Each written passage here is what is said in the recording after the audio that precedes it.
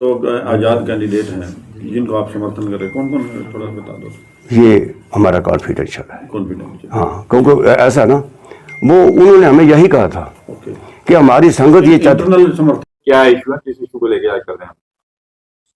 Issue मूल यही है कि 23 दिसंबर 2001 को हमने हरियाणा के सिखों की धार्मिक आजादी का प्रोग्राम शुरू किया था, जिसको सरकार ने बिल पास करके मान्यता दी थी। अब इस वक्त जो सरकारी कमेटी जो इस वक्त प्रबंध संभाले हुए है, वो टोटली करप्ट है, इनएफिशिएंट है, और उसने हमारे धार्मिक मामलों में एक बार नहीं अनेक बार दखलंदाजी की है। कई गुरुद्वारों में जाकर उन्होंने, जो सरकारी कमेटी ने उन्होंने बैठने की रहने की जगह दी, जब तो उन्होंने वहां शराब पी, बीड़ियां पी, और संगत ने सख्त इतराज किया और सरकारी कमेटी को भी बोला कि ये इनको तुमने यहाँ क्यों भेजा है, क्यों किया है, ये हमारे धर्म के बरखिलाफ की बात है। लेकिन उन्होंने इसके बरखिलाफ कोई किसी किस्म की कार्रवाई नहीं की। तो इससे संगत में उस वक्त से लेकर आज तक सख्त रोह है कि ये जो सरकार है, कमेटी है, मौजूदा कमेटी, ये सरकारी कमेटी है और सरकार के इशारों पर नाचती है, और सरकार को जो हिडन एजेंडा है थ्रू आउट इंडिया, उसमें हरियाणा के सारे जगत के सिखों को भी परिवर्तन करके, धर्म परिवर्तन करवाकर, जो आहिस्ता आहिस्ता जैसे पाकिस्तान में हो रहा है और दूसरों देशों में, अब बांग्लादेश में होना शुरू हुआ है, तो इस नीति पर वो चल रहे हैं। और इसके बरखिलाफ सारे हरियाणा में सख्त रोष है। रोष नहीं है, रोष की एक बहुत बड़ी लहर है, और उसके सामने हमारा ये विचार है, पक्का विचार है कि दादूवाल द्वारा खड़े किए हुए सारे के सारे कैंडिडेट ना केवल हारेंगे, उनकी जमानतें भी जब्त होगी। कोई किस्मत वाला ऐसा कैंडिडेट होगा जो अपने दम पर, अपने बलबूते पर कुछ जीत सके, क्योंकि ये संगत का फैसला है। संगत को रोष है। संगत कहती है कि अगर हमारे धर्म को अपवित्र ही होना था तो हम पाकिस्तान से क्यों आए। तो इसलिए संगत जो है, उनके मन में सख्त रोष है। सेकंड रोष है संगत का अकाली दल के। हमने बड़ी मुश्किल से अकाली दल को यहां से निकाला।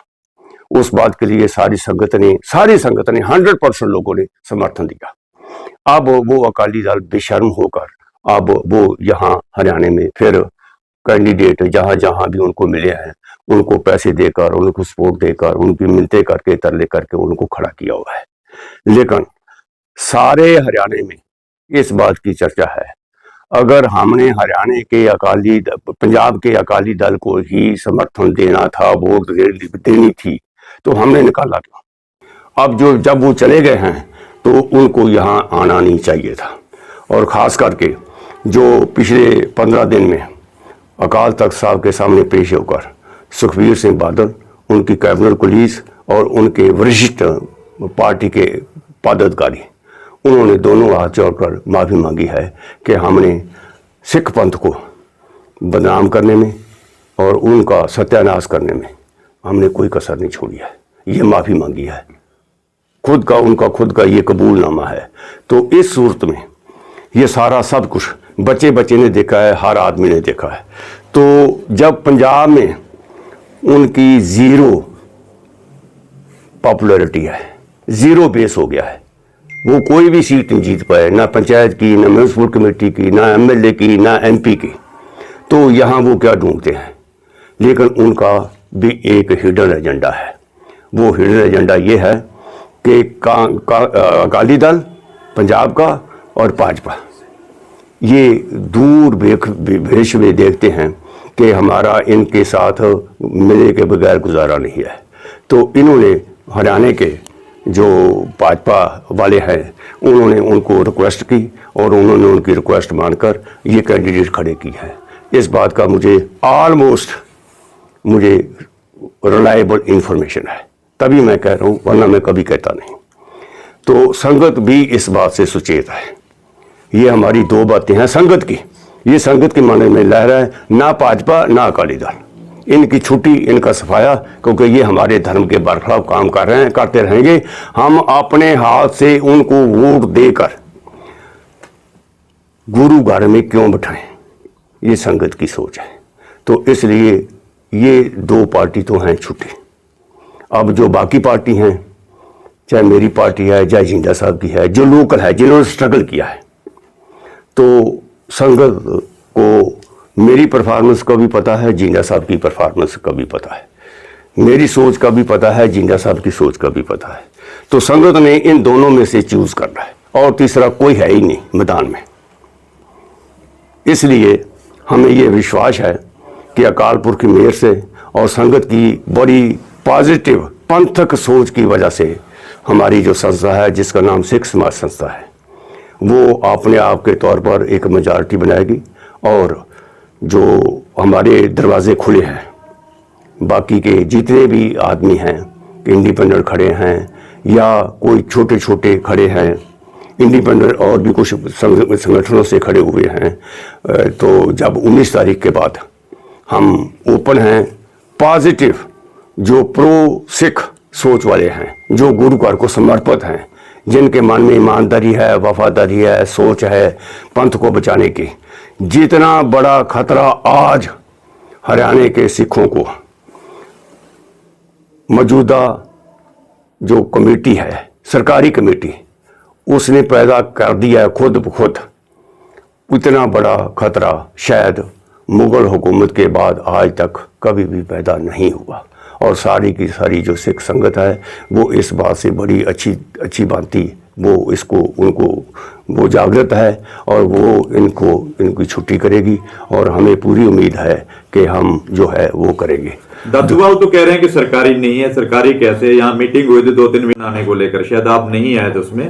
वो तो कह रहे हैं सरकारी है ही नहीं, इसमें सरकारी क्या है, इसका विरोध कर रहे हैं। तो मैं दादूवाल जी से ये पूछना चाहता हूँ, क्या वो सरकारी नहीं है? कमेटी की तो बात छोड़ो, क्या वो सरकारी नहीं है? वो बोलें कि हम सरकारी नहीं है। क्या उनकी अपना अमित शाह से और जो नागपुर है उनसे गिटमिट नहीं है? क्या उन्होंने कभी पंथ का साथ दिया है? क्या कभी उन्होंने ये जो बेअदबियाँ हुई हैं उसको कंडेम किया है? इससे बड़ा और क्या सबूत हो सकता है? जो पार्टी का मुखी हो, जो धर्म प्रचार का मुखी हो, और जो अपने आप को इतना धर्म प्रचार कहता हो, हाँ जी, वो कहता है कि मैं यहाँ प्रचार करता हूँ, वो करता हूँ, वो तो उन्होंने तो एक टेरर क्रिएट करके कुछ आज़ाद उम्मीदवारों को जो उतरे हुए थे, लड़ना चाहते थे, उन्होंने उनको बिठा दिया है। और दादूवाल के करैक्टर का हर आदमी को पता है। आपने एग्जेक्टिव बॉडी में मोहनजीत सिंह के साथ जो कुछ हुआ वो आपको पता है। इसी तरह वो अब हर जगह जगह जा रहे हैं। जो इंडिपेंडेंट कैंडिडेट हैं या कुछ कमज़ोर कैंडिडेट हैं, उनको डरा रहे हैं, धमका रहे हैं और उनको बैठने के लिए कह रहे हैं। अगर आप बैठते नहीं तो आपके साथ जो सलूक होगा वो आप देख लेना। अब क्या बैठ सकते हैं? चुनाव निशान सबको मिल चुका है, सब इंडिपेंडेंट है। दादूवाल भी कह रहे हैं मैं अपने इंडिपेंडेंट नहीं लड़ रहा हूँ, क्यों? हमारी पार्टी को उनका निशान तो मिला नहीं। यही तो मैं कहता हूँ कि दादूवाल जो है ना, वो सरकार के साथ लड़ रहा है। उन्होंने सरकार जो इलेक्शन का चिन्ह माना था, वो उन्होंने वहाँ गलती की। सरकार को जो इलेक्शन रूल्स के मुताबिक, जिस आदमी को, पार्टी के मुखी को ये नहीं पता है कि इलेक्शन रूल्स क्या कहते हैं, और उनके बरखिलाफ वो वहाँ जाकर इलेक्शन कमिश्नर को भी धमकाता है, अबा तबा बोलता है, तो वो उसका तो सब दुनिया को पता है। दादूवाल अपनी बंदूक की नोक से वो करना चाहता है, ये यहाँ ऐसा नहीं होगा। हरियाणा का जो सिख है, बहादुर सिख है, सिख वोटर जो है उसको सबको पता है। जो किसान मोर्चा चला था वहाँ दादूवाल का क्या रोल रहा। दादूवाल ने आज तक किया क्या है? स्वयं पैसा खर्च करके धर्म प्रचार का सारे का सारा जो बजट है वो धर्म प्रचार का चेयरमैन होने के नाते वो खा गया है। मैं दोबारा कहता हूँ कि उन्होंने पैसे का दुरुपयोग किया है। गुरु घर की गोलक जो गरीब आदमी की जेब से निकली हुई गोलक है, जो गरीब के मुंह में जानी थी, वो इनकी अयाशी में गई है। किसी भी मेंबर ने 38 में एक भी मेंबर में स्वाय मोहनजीत सिंह के, बाकी सब चोर निकले हैं। बाकी सब ने गुरुद्वार को उजाड़ा है। गुरुद्वार के लिए एक भी कोई काम नहीं किया उन्होंने। तो कई गुरुद्वारे भी अभी तक अपने प्रबंध में नहीं लिए। ये मीरी पीरी मेडिकल कॉलेज है, यहाँ सत्यानाश हो रहा है। ये मीरी पीरी मेडिकल कॉलेज जो है, इसको वो टेक ओवर क्यों नहीं करते? मैंने उनको कई दफा बोला है, वो क्यों नहीं टेक ओवर करते? वो कह रहे हैं खर्चा बहुत ज्यादा है, हम टेक ओवर कैसे करें? कौन करता है? कौन कोई कह रहे थे पिछले दिनों ये बातें निकले थे कि टेक ओवर क्यों नहीं कर रहे, कारण क्या था? मैं ये कहता हूं कि अगर मुझे अपने बाप से, अपने पेरेंट्स से कोई प्रॉपर्टी मिलती है तो उसके ऊपर प्रॉपर्टी है 500 करोड़ की, उसके ऊपर कर्जा है 5 करोड़, तो अगर मैं 5 करोड़ वो कर्जा नहीं दे सकता तो मैं उस प्रॉपर्टी का हकदार नहीं हूं। 9 करोड़ रुपया जो है उनके ना टेक ओवर करने की वजह से श्रोमणी गुरुद्वारा प्रबंधक कमेटी ले रही है। और मैंने कई एक्सपर्ट्स लोगों से पूछा है, एक्सपर्ट्स जो चंडीगढ़ में, मोहाली में जो चला रहे हैं private college, medical college hospital चला रहे हैं, उनसे पूछा है। कहता 9 करोड़ का क्या बात है? अगर अच्छे ढंग से चलाया जाए अस्पताल, जितना बड़ा ये अस्पताल है, अगर अच्छे ढंग से चलाया जाए, एफिशिएंटली चलाया जाए, तो 9 करोड़ क्या, यहाँ तो 29 करोड़ रुपया और आएगा। हाँ जी, और मैं भी दावे से कहता हूँ कि लेट मी टेक ओवर। अगर मुझे परमात्मा ने बख्शा तो मैं इसका, अगर हमें, हमारी संस्था को, सिख समाज संस्था को अगर ये प्रबंध मिला तो हम इसको सबसे पहली हमारी मीटिंग में हम जितने बाकी गुरुद्वारे रहते हैं 52 गुरुद्वारों का में से भी उन्होंने 51 का टेक ओवर किया है और 32 गुरुद्वारे और हैं, 84 गुरुद्वारे सरकारी लिस्ट में। जो चट्टा साहब की, चट्टा कमेटी की लिस्ट में अपेंडिक्स लगा था, जो बिल का भाग है हरियाणा से गुरुद्वारा मैनेजमेंट कमेटी का, जो एनेक्सर है, जो उस वक्त असेंबली में पेश किया गया था, उनको भी अभी उन्होंने टेक ओवर नहीं किया। और खट्टर सरकार की ये पहलता थी, उन्होंने एक अफसर की स्पेशल ड्यूटी लगाई थी कि आप जितने भी गुरुद्वारे हैं उनको टेक ओवर करो, लेकिन बाद में उन्होंने देखा कि ये इतने तो संभाल नहीं रहे, बाकी को क्या टेक ओवर करेंगे और हमारी बदनामी होगी, तो वो सरकार भी चुप कर गई। अभी कितने बार है टेक ओवर? हाँ जी, टेक ओवर से बाहर कितने गुरुद्वारे? 32, टोटल 84 गुरुद्वारा हैं। अगर इनकम सोर्स की बात करें तो इनकम सोर्स कितना है टोटल अब तक, अगर हरियाणा कमेटी की बात करूं? ये किसी को बताते ही नहीं, किसी को बताते ही नहीं। और जानबूझ तो होगा ना, आपने पहले संभाला था 1 साल। हमारे साथ तो हमारे पास तो 5 गुरुद्वारे थे। अच्छा। हाँ जी, और मेरा अंदाजा है कम अज कम 300 करोड़ रुपया, 300 करोड़ रुपया कम अज कम हमारी इनकम है, कम अज कम। और ये इनकम और भी बढ़ाई जा सकती है।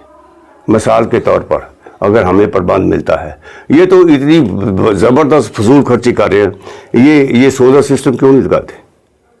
करोड़ लाखों करोड़ों रुपए का तो बिजली का ही बिल आता है, और संगत लंगर का खर्चा, धर्म प्रचार का खर्चा, हमने ऐसे किया, हमने ऐसे किया, इतना फजूल खर्चा हो रहा है, अनप्रोडक्टिव।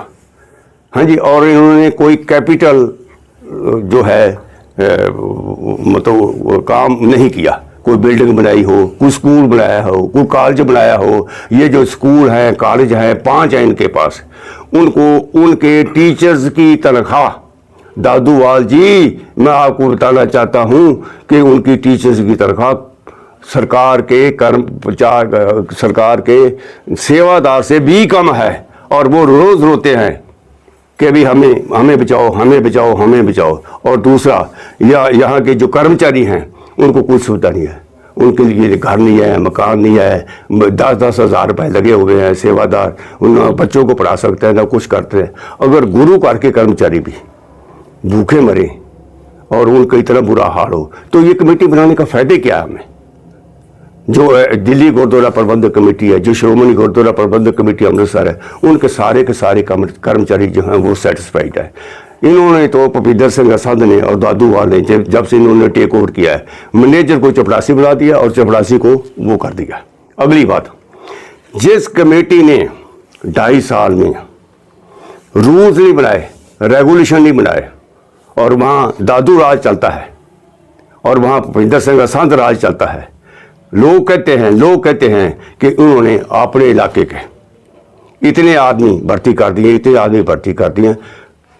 पहले तो ये होता है ना बजट में कि हमें कितने आदमी चाहिए, कितनी की संख्या चाहिए, क्लास 4 कितने चाहिए, सी कितने चाहिए, क्लास डी कितने चाहिए, किस काम का। एक एक पोस्ट को क्रिएट करने के लिए जस्टिफिकेशन देनी पड़ती है, तब पोस्ट क्रिएट होती है सरकार में।